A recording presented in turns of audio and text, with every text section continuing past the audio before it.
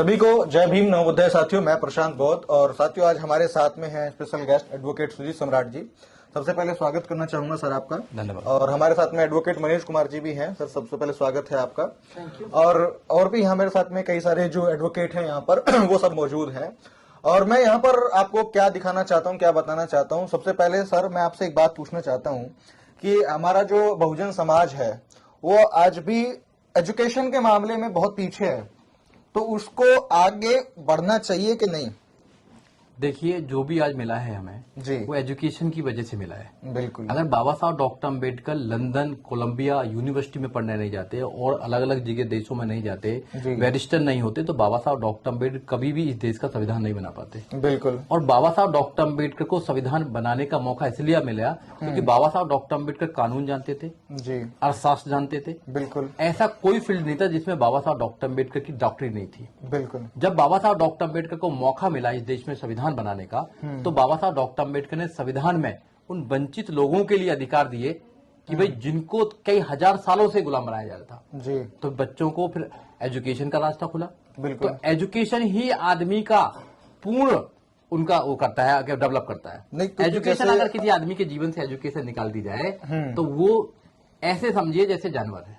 बिल्कुल, क्योंकि चेतना नहीं होगी, चेतना नहीं होगी, क्योंकि जैसे भूख लगती है ना पेट को खाना चाहिए, ऐसे ही दिमाग को किताब चाहिए। बिल्कुल। किताबों से जुड़ना बहुत जरूरी है, किताबों से प्यार करना बहुत जरूरी है। बाबा साहब डॉक्टर अम्बेडकर पढ़े लिखे नहीं होते, देश का संविधान नहीं बनाते। जी, मानव काशीराम साहब पढ़े लिखे नहीं होते तो देश में सबसे बड़ी पार्टी को पैदा नहीं करते, बीएसपी को। बहन कुमारी मायावती पढ़ी लिखी नहीं होती तो कभी भी देश के सबसे बड़े सूबे उत्तर प्रदेश की 4 बार मुख्यमंत्री नहीं बन पाती। तो एजुकेशन हमारे लिए ऐसा है जैसे हमारे प्राण है। बिल्कुल। प्राण है, एजुकेशन है। मैं अपने लोगों से ये कहना चाहता हूं, बहुजन समाज के लोगों से, देखिए हम दारू पीते हैं जब हम वो लेते हैं, कर्ज लेते हैं। हम लड़की की शादी करते हैं जब कर्ज लेते हैं। हम बीमार हो जाते हैं जब कर्ज लेते हैं, जमीन बेच देते हैं। हम एजुकेशन के लिए क्यों कर्ज नहीं लेते? बिल्कुल। बिल्कुल। बाबा साहब डॉक्टर अम्बेडकर उस समय मैं यही सवाल पे आ रहा था कि जब हम लोगों को समझाते हैं, जो जैसे मैं बच्चों से मिलता हूँ, कई बार लड़कों से मिलता हूँ, तो मैं उनको बोलता हूँ कि भाई आप लोग एजुकेशन लो, क्योंकि अगर आज आप मुझे जानते हो या मुझे पसंद करते हो, क्यों करते हो? क्योंकि मेरी एजुकेशन है। मैं आप कुछ लोगों को बताता हूँ 4 बातें, तो अगर आपको भी आगे बढ़ना है तो आप एजुकेशन लो। तो वो लोग ये बड़ा एक बात बोलते हैं कि जी हमारे घर में समस्याएं हैं, या हमारे पापा काम नहीं करते, हमें काम करना पड़ता है। मतलब बहुत सारे तरह के बहाने वो मार देते हैं। देखिए, इस वजह से हम नहीं पढ़ बहाने पा रहे। बनाने के लिए तो कोई भी कुछ भी बहाना बना सकता है। मानव काशीराम साहब कहते थे कि जो लोग बहाने बनाते हैं हजारों बहाने मिल जाएंगे, काम करने वाले के लिए कोई बहाना नहीं है। तो मैं ये कहना चाहता हूं आज एजुकेशन और ज्यादा इजी हो गई है पढ़ना, क्योंकि आज आपने देखा कि आप आज सोशल मीडिया पर या आप यूट्यूब पर आप ले सकते हैं, सारा ज्ञान ले सकते हैं। पहले नहीं था ऐसा। हाँ। तो एजुकेशन बहुत जरूरी है। बाबा साहब डॉक्टर अम्बेडकर भी कह गए और हमने ये अपनी लाइफ में ये महसूस भी किया है। एजुकेशन केवल नौकरी के लिए नहीं है। बिल्कुल। हमारे लोग क्या सोचते हैं कि एजुकेशन लेंगे तो नौकरी लग जाएगी। एजुकेशन आपका संपूर्ण विकास करता है। एजुकेशन आपको कैसे जीना है, आपको जीवन ये बताता है। एजुकेशन आपको कैसे कपड़े पहनने हैं, आपको कैसे बोलना है, आपको कैसे चलना है, आपको कैसे बच्चों के साथ व्यवहार करना है, वो सब बताता है। बिल्कुल। एजुकेशन इंसान का पूरा डेवलप करता है। एग्जैक्टली। हम एजुकेशन को क्या समझते हैं कि एजुकेशन सिर्फ इसलिए लेते हैं क्योंकि नौकरी मिल जाए हमें। मैंने कभी जीवन में नौकरी का फॉर्म नहीं भरा जी। मैं आज लॉयर हूँ एजुकेशन की वजह से। मैं भी गांव से निकल कर आया हूँ। I have spend 25 years in my village. 25 साल मैंने गांव में बिताए। आज मैं दिल्ली में लॉयर हूँ, अच्छा कमाता हूँ, अच्छे जगह रहता हूँ। मेरी फैमिली में सब लॉयर हैं सिर्फ एजुकेशन के। और जब मैं गांव में लौट कर जाता हूं तो जो बच्चे मेरे साथ पैदा हुए थे, मेरे साथ खेलते थे, उनमें और मैं अपने आप में दोनों में अंतर समझता हूं। तो मैं एक ही अंतर समझता हूं कि वो भी उसी मिट्टी में पैदा हुए, उन्होंने भी अन्न खाया, वही उसी जलवायु में रहे जी। हम दोनों में अगर अंतर है तो एजुकेशन का अंतर है। बिल्कुल। और कोई अंतर नहीं है। तो एजुकेशन इंसान को महान बनाती है। आप अपने बच्चों को एजुकेशन दें, अपने बच्चों को अच्छे से अच्छे स्कूल में एजुकेशन दें। और बाबा साहब तो उस समय विदेश चले गए। बिल्कुल। गए ना, जिस टाइम पे पढ़ने का अधिकार नहीं था, अभाव था। आज तो तुम्हारे पास पैसे भी हैं, 10-10 घर बना के क्या करोगे? आप अपने बच्चों को विदेश क्यों नहीं भेजने पढ़ने के लिए? अगर जिनके पास में कैपेसिटी है, सक्षम है, वो लोग तो कम से कम भेजें, अच्छी यूनिवर्सिटी में पढ़ाएं। क्योंकि एजुकेशन पे कब्जा कर लिया है। आपको सब कुछ देंगे वो, हाँ जी, मगर एजुकेशन नहीं देंगे। क्योंकि एजुकेशन आपको इतना ताकतवर बनाती है, इतना ज्यादा आपको मतलब महान इंसान बनाती है कि वो सोच भी नहीं सकते, इसलिए आपको रोकना चाहते हैं। जी जी जी जी। तो बस इस चीज से आप समझ सकते हैं कि जब अगर सुजीत सम्राट जी भी बच्चे थे, उनके भी परिवार की स्थिति ऐसी ही रही होगी, कोई ज्यादा बहुत राजा वंश नहीं होगा, लेकिन स्ट्रगल करके जो है उन्होंने पढ़ाई करी, आज एडवोकेट हैं, अच्छा खासा नाम है, पैसा है, गाड़ी भी है, आज BMW से सर चलते हैं। तो उसके पीछे के जो कारण है वो सबसे बड़ा शिक्षा ही है। तो शिक्षा को लेकर के मैं सवाल एक बार सर से पूछना चाहूंगा कि जैसे आप भी एडवोकेट हैं, सीनियर एडवोकेट हैं यहाँ पर, तो जो हमारे बच्चे हैं या फिर जो हमारी बहुजन समाज की फैमिलीज हैं, वो उनको पढ़ाने के लिए क्यों नहीं खर्च कर पाते, उनके ऊपर में क्यों उनके ऊपर ध्यान नहीं देते? उसका बड़ा कारण क्या है? बिल्कुल आप सही कह रहे हैं। बाबा साहब ने जो रास्ता बताया था जी, हम उस बाबा साहब के बताए हुए रास्ते पे बिल्कुल नहीं चल रहे हैं। बिल्कुल हम अननेसेसरी जगह पैसा खर्च कर सकते हैं, लेकिन एजुकेशन पर हम पैसा नहीं खर्च कर पा रहे। इसीलिए आपने देखा होगा पिछले कुछ सालों से हमारा जो ग्राफ है वो डाउन में गया है।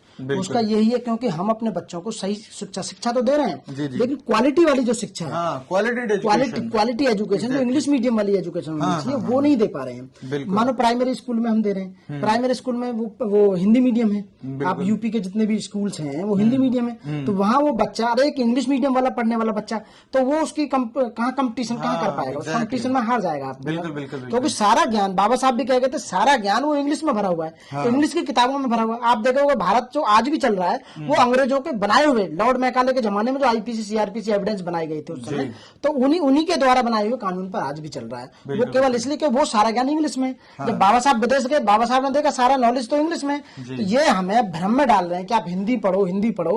वो अपने बच्चों को तो दूसरे लोग ये बाबा साहब को वो समझ गए, जो जर्नल्स हैं वो बाबा साहब को समझ गए, लेकिन बाबा साहब के जो खुद अपने जो बच्चे हैं या उनके अनुयायी हैं वो नहीं समझ पा रहे हैं। हाँ, तो सर जो आपने बताया ना कि हिंदी की बात है, ये एक्चुअल प्रॉब्लम मैंने भी देखी है कि जब हम पहली से लेकर 12वीं तक हिंदी में पढ़ाई करते हैं, उसके बाद में जब किसी कंपटीशन की हम तैयारी करते हैं तो वहां पे इंग्लिश में पेपर्स आते हैं। इंग्लिश में ज्यादा, अगर कोचिंग लेने जाते हैं तो वहां पे इंग्लिश में ज्यादा ट्रांसलेशन किया जाता है, इंग्लिश में पढ़ाया जाता है, इंग्लिश में एक्सप्लेनेशन दिया जाता है। तो वहां पे जो हमारे बहुजन समाज के बच्चे होते हैं वहां पर अटक जाते हैं।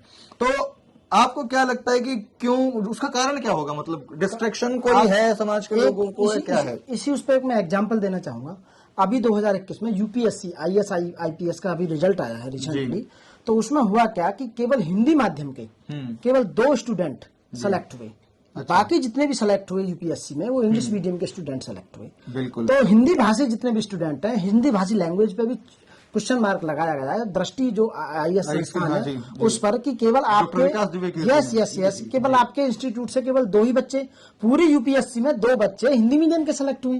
तो इसका मतलब कहीं ना कहीं इंग्लिश मीडियम एजुकेशन ज्यादा अच्छी है देन उसके। लेकिन समस्या ये कि हमारा जो समाज है वो तो ज्यादातर गाँव में रहता है। भाई जो पढ़ लिख के चले गए बीच की पीढ़ी वाले, वो अपने दिल्ली में चले गए, उनके बच्चे पढ़ रहे हैं, वो भी 0.something में आता है यदि रेशियो देखोगे आप, वो भी बच्चे। लेकिन वो भी क्या है कि जब उन्हें ज्यादा फैसिलिटी मिलने लगी तो वो भी पूरी तरह से कंप्लीटली डिवोटेड नहीं है बाबा साहब के प्रति, कि जो बाबा साहब ने बताया था कि हम वो पढ़ें। तो इसमें जो रीजन है, ये हमें पीछे करने का जो काम है वो गवर्नमेंट कर रही है। कई बार क्या होता है कि बाबा साहब को लेकर के लोग तड़काऊ भड़काऊ हो जाते हैं। मतलब कि कहते हैं कि हाँ मैं कट्टर अम्बेडकरवादी हूँ, कट्टर अम्बेडकर का अनुयायी हूँ, लेकिन उसके नाम पे कि मारो काटो और हम चीर देंगे, हमको कोई बोले तो हम फाड़ देंगे, इस तरह की जो चीजें हैं वो युवा करने लग रहे हैं। बिल्कुल करने लगे ना। और मैं एक बात और समझाना चाहूंगा आपके चैनल के माध्यम से कि बाबा साहब, हम लोगों को समझना होगा कि बाबा साहब कभी हिंदी नहीं पढ़े। बाबा साहब अंग्रेजों से जो बाबा साहब ने वार्तालाप किया है, अंग्रेजों के साथ उनकी दोस्ती बनी है, अंग्रेजों ने इज्जत देते थे, तो अंग्रेजों से भी बढ़िया उनकी भाषा बोलते थे बाबा साहब। बिल्कुल। केवल लैंग्वेज का वो था, और अंग्रेजी नहीं पढ़ के आए थे बाबा साहब, PhD जो करके आए थे विदेश से, वो अंग्रेजी में करके आए थे सब कुछ। और अंग्रेजों ने देखा कि बहुत इंटेलिजेंट आदमी है और हमारी भाषा हमसे भी बढ़िया बोलते हैं, तो इसलिए उनकी इज्जत करते थे, उतने इंटेलिजेंट थे। तो इसीलिए हमें बाबा साहब के पद चिन्हों पर चलना पड़ेगा, जो बाबा साहब ने रास्ता बताया। जब तक हम क्वालिटी वाली एजुकेशन इंग्लिश में नहीं लेंगे तब तक हम उन पदों पर नहीं पहुंच पाएंगे, वरना कुछ भी नहीं हो सकता। और भी बीत जाएंगे, एक्सपेंड नहीं कर पाएंगे हम अपने आप। तो हमें अपने बच्चों पर ज्यादा से ज्यादा पैसा खर्च करना है। अभी वकील साहब ने भी बताया था, बेशक हमारा घर बिक जाए, कुछ भी बिक जाए, इवन यहाँ तक कि हमारे हाथ की यदि थाली भी बिक जाए तो उसे बेच दें, बच्चों के पीछे जरूर लगाएं। यदि बच्चे कामयाब हो जाएंगे तो एक दिन सब कुछ आ जाएगा। यदि भारत में जिस तरह के हालात चल रहे हैं, यदि भारत में उन्हें रोजगार नहीं मिलेगा तो विदेश में मिलेगा, कहीं ना कहीं तो मिलेगा। एजुकेशन, यदि अच्छी एजुकेशन लोगे तो वो कभी खराब नहीं जाएगी, वो हमेशा हमेशा कामयाब होगी। जो हमारा बच्चे का फ्यूचर अच्छा बनेगा, उसकी नस्लें और पीढ़ियां भी चेंज हो जाएंगी। अच्छा, एक चीज और है एजुकेशन के लिए, जो छात्रों के लिए है, जो स्टूडेंट पढ़ाई कर रहे हैं अभी भी, यस, चाहे बीएससी, बीए, बीकॉम, कोई भी कोर्सेज कर रहे हैं, तो मैंने एक बार एक चीज को बड़ा ऑब्जर्व किया है कि मैक्सिमम लोग सिर्फ डिग्री पाने के लिए, या फिर कि हाँ भाई मेरे को डिग्री का स्टैंप लग जाएगा या मेरे को जॉब लेनी, सिर्फ इसलिए पढ़ रहे हैं, तो वो प्रोडक्टिविटी जो है उसमें नहीं आ पाती। बिल्कुल सही। मैं इस पे एग्जांपल और देना चाहूंगा। मैं खुद अपने बारे में बताना चाहूंगा। मैं पहली क्लास से लेकर एलएलएम तक मैं हिंदी भाषा का स्टूडेंट रहा। मैं हिंदी मीडियम का रहा। पहली क्लास से लेकर एलएलएम मेरठ कॉलेज मेरठ से मैंने किया, एमएमएस कॉलेज गाजियाबाद से मैंने लॉ किया। मैं हिंदी भाषा में, मैं हिंदी में महारत हासिल थी मुझे। लेकिन मैंने जब दिल्ली में प्रैक्टिस स्टार्ट की, तो यहाँ दिल्ली में तो सारा काम इंग्लिश में होता था। तो मैं आपको बताऊं, मुझे कई साल तक प्रॉब्लम आई जी। तो वो तो अब मुझे 24 साल हो गई है काम करते करते, इसलिए मैं अपने काम में अब मेरे को महारत हासिल हो गई है। मैं एक्सपर्ट हो गया हूँ। 24 साल में तो बहुत एक्सपर्ट हो जाता है। एक ही काम को 24 साल से आप कंटिन्यू कर रहे हैं। लेकिन जो समस्या मुझे आई, जो मैंने देखा अपने बारे में कि मैं हिंदी मीडियम का होते हुए और इंग्लिश में मुझे कन्वर्ट होने में कितनी मेहनत लगानी पड़ी, और आज भी मेरे को कितनी मेहनत करनी पड़ती है। फिर भी मैं आज बताऊं, वो बेस जो इंग्लिश मीडियम वाले बच्चों का होता है, वो मेरा बेस आज भी नहीं है तैयार, जो होना चाहिए। ये हर एडवोकेट या हर आदमी नहीं बता पाएगा अपने। इसलिए मैं बता रहा हूँ साथियों, बाबा साहब के पद चिन्हों पर चलो। इंग्लिश मीडियम में यदि मैं पढ़ता, क्योंकि मैं इसलिए नहीं पढ़ा कि मैं गांव से था, तो गांव में हमारे में उस समय इंग्लिश मीडियम स्कूल नहीं थे। तो मेरे फादर ने, मेरे मदर फादर ने जिस स्कूल में मुझे डाला, बढ़िया था, सरकारी स्कूलों में पढ़े, वहाँ हिंदी था, तो इसलिए हमारा बेस हिंदी रहेगा। लेकिन अब हम दिल्ली आ गए, हमारे बच्चे सारे इंग्लिश मीडियम में पढ़ रहे हैं, जितने भी पढ़ रहे हैं। वैसे मैं, मेरे भाई, मेरे भाई की वाइफ, मेरी बहन है, मेरे बहनों, सारे एडवोकेट हैं। पूरी फैमिली एडवोकेट है। हाँ बिल्कुल, सारे एडवोकेट है। बाबा साहब के बताए रास्ते पर चल रहे हैं, चले हैं, और उनके मिशन के लिए काम कर रहे हैं। बाबा साहब ने कहा था, आपने देखा होगा, पढ़े लिखे इंसान में और अनपढ़ आदमी में बहुत अंतर होता है। पढ़ा लिखा इंसान जब कोट पैंट पहन के जाता तो अलग से पूछते हैं ये कौन है, ये पढ़ा लिखा सा लग रहा है, ये कौन है। इसीलिए हमें पढ़ाई लिखाई बहुत जरूरी है, हमारे चहुमुखी के विकास के लिए बहुत जरूरी है, हमारे दुश्मनों को पहचानने के लिए जरूरी है, हमारे खिलाफ क्या साजिश की जा रही है, रची जा रही है, उसके लिए जरूरी है। और हम उसको, उस हर परेशानी से कैसे सॉल्यूशन ढूंढ सकते हैं, कैसे उनका मुकाबला कर सकते हैं, हम आगे कैसे बढ़ सकते हैं, उसी से होगी। तो बाबा साहब ने कहा था कि शिक्षा वो शेरनी का दूध है जो पिएगा वो दहाड़ेगा। तो इसलिए शिक्षा बहुत जरूरी है साथियों। बाबा साहब के बनाए हुए रास्ते पे हमें चलना होगा और क्वालिटी वाली इंग्लिश मीडियम एजुकेशन लेनी होगी, तभी हम आगे पहुंच पाएंगे, वरना हम कामयाब नहीं हो पाएंगे। बेशक 100 साल और बेशक लग जाए, मतलब आपको एक्स्ट्रा एफर्ट ज्यादा करना पड़ेगा। जैसे आपने पढ़ाई करी हिंदी से, आप वकील बन गए, आप आज अच्छे वकील भी हैं, आपका नाम भी है, पावर भी है, सब चीज है, लेकिन आपको स्ट्रगल करना पड़ा, आपको एक्स्ट्रा एफर्ट लगाने पड़े एलएलएम तक पढ़ाई करने के बाद भी। लेकिन यदि आप एलएलएम तक की पढ़ाई जो है वो इंग्लिश मीडियम से करे होते तो आप उस टाइम में परफेक्ट होकर निकलते। जो सब्जेक्ट मैंने एलएलबी और एलएलएम में पढ़े थे, वो मुझे दिल्ली में प्रैक्टिस के लिए दोबारा इंग्लिश में पढ़ने पड़े। बिल्कुल बिल्कुल, दोबारा इतने ही साल मुझे उसे तैयार करने में लगे हैं। हाँ जी, हाँ जी। और उन्हीं के बेस पर जो मैं केस तैयार करता हूँ, तो कई 100 केस कर चुका हूँ जब से 24 साल में, तो अब तो मैं एक्सपर्ट हो गया हूँ। तो मैं इसलिए बता रहा हूँ क्योंकि हमारा बेस यदि इंग्लिश का होता तो शायद वो उतनी मेहनत नहीं करनी पड़ती। बिल्कुल बिल्कुल। तो साथियों, समझ सकते हैं आप इस बात से कि अगर आप स्टार्टिंग से ही अपना जो बेस है उस बेस को बेहतर बना करके चलेंगे तो जाहिर सी बात है आगे आने वाले टाइम में आपको कम परेशानियां उठानी पड़ेंगी। बताया जाता है, जो मोटिवेशनल स्पीकर्स हैं या फिर जो लोग हैं, वो क्या कहते हैं कि अगर आप स्टार्टिंग के 5-10 साल मेहनत कर लेते हैं, जब आपके यंग एज होती है, तो आप अगले 50 साल तक जो है ऐश कर सकते हैं, आराम से बैठ के खा पी सकते हैं। लेकिन यदि आपने उस यूथ पीरियड को आपने मिस कर दिया, आपने उसमें एंजॉयमेंट में, खेलने कूदने में, नशेबाजी में, ऐपबाजी में लगा दिया, तो आपको फिर अगले 50 साल तक रेगुलर स्ट्रगल करना पड़ेगा। तो सर, मैं आपसे एक बात और लास्ट में ये पूछना चाहूंगा कि जो डिस्ट्रैक्शन है समाज के अंदर में, वो क्या है? कि कई बार मैंने देखा है कि लोग जो है ना आजकल अंधविश्वास और पाखंड में फंसे रहते हैं। वो क्या होता है कि कुछ बाबा लोग बता देते हैं कि भाई शिवलिंग पे ये पत्थर लगा दो या दूध चढ़ा दो तो आपका बच्चा पास हो जाएगा, ये हो जाएगा। तो ये चीजें क्या इफेक्ट करती हैं समाज को? बिल्कुल करती हैं। देखो, जब तक आप एजुकेशन, अच्छी क्वालिटी वाली एजुकेशन नहीं लेंगे, जब तक आप उनके षड्यंत्र को नहीं समझेंगे। बिल्कुल, ये पूरा एक क्रिमिनल कॉन्स्पिरेसी है उन हजारों करोड़ों लोगों के खिलाफ जो लोग यहाँ देश के मूल्यवासी हैं जी, क्योंकि उन लोगों को पढ़ना नहीं देना चाहते। जब आप किसी को एक पुड़िया दे देंगे कि भाई आप किसी एक अंग पे अगर दूध चढ़ा दो तो आप पास हो जाएंगे, तो किताब क्यों पढ़ेगा? बिल्कुल इतनी मोटी मोटी जो किताबें हैं, जो संविधान की किताबें हैं इंग्लिश में सारी, इनको क्यों पढ़ेगा कोई आदमी, बताइए? बिल्कुल। उसको तो लग रहा है कि मैं बाबा के इसमें मेहनत लगेगी, मेहनत लगेगी, effort लगेगा, रात time को पढ़ना लगेगा। पड़ेगा, रात को जगना पड़ेगा। उनको लग रहा है कि बाबा ने भभूत दे दिया, उससे काम चल जाएगा, वो फेल हो जाता है। हाँ। बार बार उस भभूत के चक्कर में, उस आशीर्वाद के चक्कर में फेल होता रहता है। बिल्कुल। ऐसा कुछ नहीं है। जब तक आप इन किताबों को पढ़ेंगे नहीं, इन किताबों से प्यार नहीं करेंगे, अपने घर में जहां तुमने वो काल्पनिक भगवान रख रखे हैं वहां निकाल के लाइब्रेरी नहीं बनाएंगे, जब तक बात बनने वाली नहीं है। हमारे हर घर में लाइब्रेरी होनी चाहिए। बिल्कुल, अफसोस की बात तो यह है कि हमारे घर में लाइब्रेरी छोड़े किताब नहीं मिलती है। जिन किताबों से आपको प्यार होना चाहिए, उस किताबों को तो आप दूर फेंक रहे हैं। अरेंजमेंट नहीं होता, अरेंजमेंट नहीं होता। जब तक आप किताब नहीं पढ़ेंगे, डेली आदमी 10-20 घंटे, अगर मतलब 10 घंटे अगर किताब नहीं पढ़ेगा या एजुकेशन की बात नहीं करेगा, कैसे आप आगे पढ़ पाओगे? एजुकेशन ही आदमी को काम करती है, क्योंकि दिमाग चलाना ही आदमी का काम है। दिमाग से ही आप आदमी देश में राज कर सकते हैं, आप ताकत से नहीं कर सकते हैं। कलम उन हजारों तलवारों से, उन हजारों बंदूकों से कहीं ज्यादा ताकतवर है जो इस देश में कभी भी युद्ध में आती है काम, मगर कलम जो है वो युद्धों का परिणाम तो छोड़ो, देशों का और व्यवस्थाओं का परिणाम चेंज कर देती है। इसका एक उदाहरण भी है बाबा साहब डॉक्टर अम्बेडकर ने कलम के माध्यम से इस देश की व्यवस्था को परिवर्तन कर दिया। बिल्कुल बिल्कुल। क्योंकि इस देश में हजारों करोड़ों लोगों को पढ़ने का अधिकार नहीं था, मगर बाबा साहब डॉक्टर अम्बेडकर ने एक कलम के माध्यम से ही हजारों करोड़ लोगों को पढ़ने का तो छोड़ो, देश में राजा बनने का अधिकार दे दिया। राजा बनने का अधिकार दे दिया। किसकी वजह से? पढ़ाई लिखाई की वजह से। पढ़ाई लिखाई की एजुकेशन को सबसे महत्वपूर्ण समझिए। और आपके चैनल के माध्यम से मैं नौजवानों को यह संदेश देना चाहता हूं कि भाइयों, एजुकेशन सिर्फ नौकरी के लिए नहीं है, एजुकेशन आपके उद्धार के लिए है। अगर आप एजुकेशन लें तो इंग्लिश में एजुकेशन लें। जी बिल्कुल। इंग्लिश के बिना कुछ एजुकेशन न ले। इंग्लिश ही आज के जमाने में एजुकेशन है। प्रैक्टिकलिटी के साथ चलना सब कुछ एजुकेशन इंग्लिश में है सारे।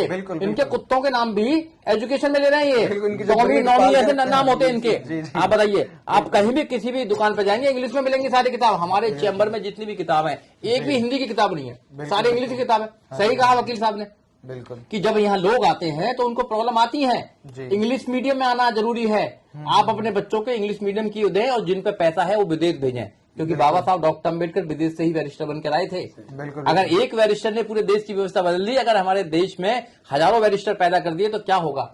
हम सारी व्यवस्था को दूर कर देंगे। इसलिए अच्छा पढ़ें, पढ़ाई को रखें, अपने घर में लाइब्रेरी खोलें और इस देश पर राज करें। बिल्कुल बिल्कुल। और मैं इसका एक उदाहरण ये भी बताना चाहूंगा कि देश भर में तमाम जो बहुजन समाज के लोग हैं वो ये प्रयास कर रहे हैं कि जगह जगहों पर एक सामूहिक लाइब्रेरी का जो है निर्माण कर रहे हैं, ताकि गली के आसपास के 2-4 मोहल्ले के बच्चे जो है वहां पर आकर पढ़ सके। क्योंकि कई बार क्या होता है कि लोगों के घर में संसाधन नहीं होते, लाइट की असुविधा होती है, गर्मी की, तो एक लाइब्रेरी जो है आप लोग बनवा सकते हैं अपने आसपास के इलाके में, चाहे वो किसी भी तरीके से समाज के सहयोग से, ताकि बच्चे वहां पर पढ़ पाए। पढ़ने की वजह से ही आज ये 2 लोग यहाँ पर हैं, पढ़ने की वजह से ही आज मैं यहाँ पर हूँ। शायद मेरी एजुकेशन की वजह से ही आप मुझे आज तक भी रेगुलर जो वो देख पा रहे हैं। अगर मैं भी आकर के बकवास करता, उल्टी सीधी बात करता, तो भले आप क्यों देखते लोग मुझे? अगर ये पढ़ाई नहीं करते तो ना ये यहाँ होते ना कोई होता। तो इसीलिए एजुकेशन बहुत इंपॉर्टेंट है। और मैं सब लोगों से एक ही आग्रह करना चाहूंगा, अगर आप युवा हैं तो आप प्रोडक्टिव एजुकेशन के लिए काम करो और प्रैक्टिकलिटी को समझते हुए पढ़ाई करो। ये नहीं कि भाई ये हमारी पुरानी भाषा है या ये है, वो साथ में आपके थी, है और रहेगी, वो कोई छीन नहीं सकता। तो अपना बिना पढ़ाई किया जाएगी, हिंदी तो बिना पढ़ाई की आती है। आपको अब सीखना है तो इंग्लिश सीखो, सीखना है तो जो, और अगर आपको चाइना है तो चाइनीज सीखो, चाइनीज सीखो और सीखो। अगर आपको एक्सपैंड करना है तो वो सीखना पड़ेगा। हिंदी तो आपकी है ही है, वो कहाँ जा रही है? तो बस यही मेरा एक उद्देश्य था। Thank you so much sir, thank you so much sir, अपने लोगों को हमारा ज्ञान देने के लिए। तो ठीक है साथियों, मैं मिलता हूं आपसे अगली वीडियो में। अनुरोध करता हूं आप इस वीडियो को जरूर शेयर कीजिए, इस देश के युवाओं तक इस वीडियो को पहुंचाइए। मैं मिलता हूं आपसे अगली वीडियो में, तब तक के लिए बहुत बहुत शुक्रिया, धन्यवाद। जय भीम, नमो बुद्धाय। जय भीम।